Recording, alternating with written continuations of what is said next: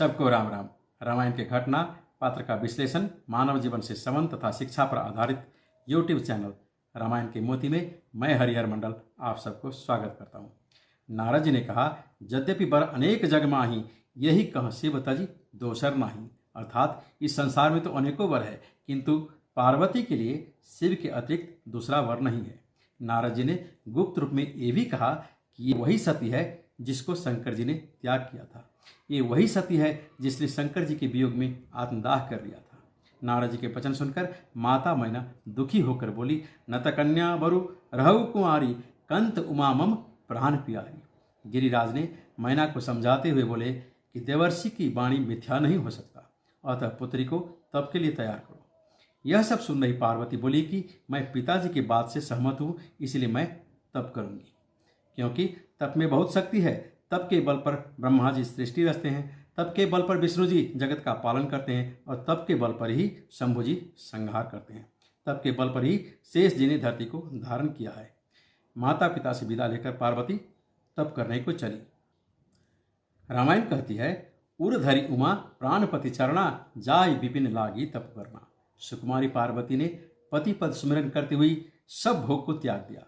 तप में इतनी लीन हुई कि अपनी देह की सुधि भूल गई। हजारों वर्ष तक अन्न त्याग कर फल फूल ग्रहण किया। 100 वर्ष तक केवल साग ग्रहण किया।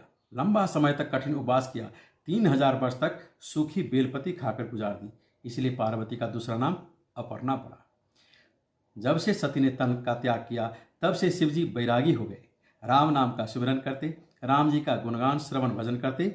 यही विधि गयऊ काल बहु बीती, नित नई होई राम पद प्रीति। प्रगटे राम कृतज्ञ कृपाला, रूप शील निधि तेज विशाला। अर्थात शंकर जी की अविचल भक्ति से प्रसन्न होकर राम जी प्रकट हुए और बोले कि हे शंकर जी, आपके अतिरिक्त ऐसी भक्ति कोई नहीं कर सकता, आप धन्य हैं। राम जी ने शंकर जी को समझाते हुए कहा, अब विनती मम सुनहु शिव, जौ मोह पर निज नेऊ, जाई विवाहु शैल जही, यह मोहि मांगे देव। अर्थात मेरी प्रार्थना है कि आप पार्वती से विवाह कर लीजिए।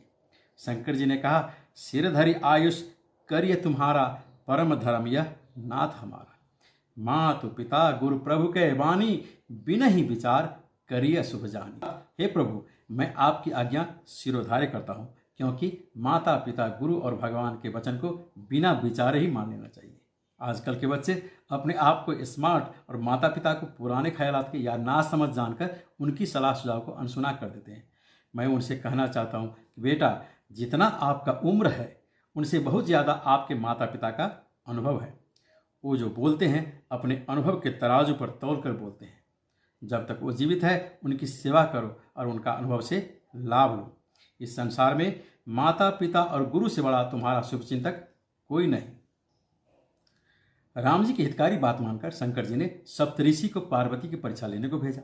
सप्तऋषि ने पार्वती से मिलकर कहा कि क्यों नारद की बात मानकर अपनी जीवन बर्बाद करती हो।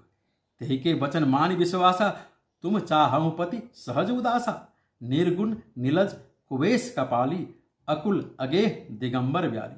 अर्थात नारद की कपटी बात में आकर तुम उनको पति रूप में प्राप्त करना चाहती हो जो गुणहीन है, निर्लज है, भयानक वेशधारी है, कपाली है, जिसका अपना घर नहीं, कुल नहीं।